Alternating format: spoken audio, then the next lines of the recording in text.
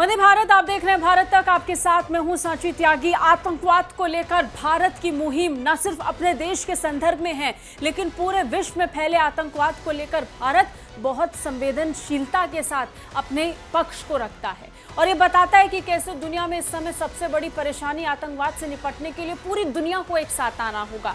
फिर एक बार भारत ने आतंकवाद को लेकर अपना पक्ष रखा, लेकिन इस बार जो ये पक्ष रखा गया है वो अफ्रीका में बढ़ते आतंकवाद को लेकर के रखा गया। भारत ने संयुक्त राष्ट्र में अफ्रीकी देशों में बढ़ते आतंकवाद की ओर दुनिया का ध्यान खींचा। विदेश राज्य मंत्री मुरलीधरन ने संयुक्त राष्ट्र में कहा कि संसाधन संपन्न क्षेत्र का शोषण करने वाले आतंकवादियों सहित बाहरी ताकतों को रोकने के लिए हिंसा मुक्त अफ्रीका आवश्यक है। उन्होंने कहा कि अफ्रीका के विभिन्न हिस्सों में आतंकवाद की सहायता और समर्थन करने के दोषी और संसाधनों का शोषण करने वालों को अंतर्राष्ट्रीय समुदाय द्वारा जवाबदेह ठहराया जाना चाहिए। In recent years, terrorists and armed groups have been making deep inroads by exploiting security gaps and fragile governance institutions in the continent, particularly in the Horn of Africa, Sahel, and East and Central Africa.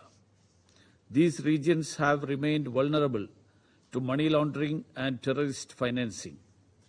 Terrorists and armed groups are increasingly funding their activities through illegal exploitation of natural resources and trafficking of wildlife and extortion, etc., amongst other well-known activities. The terrorist groups have also found new ways to finance their activities by exploiting the rapid development of information and communication technology, as well as other technologies related to financial transactions, encryption, varied modes of transportation and delivery. Preventing these inimical outfits from accessing financial resources, therefore, is crucial to effectively counter their violent attacks. While some states lack the legal operational frameworks and necessary counter-financing of terrorism capacities, there are other states that are clearly guilty of aiding and supporting terrorism and willfully providing financial assistance and safe havens to terrorists. While we must enhance capacities of the former, the international community must collectively call out the latter and hold them accountable to such doublespeak.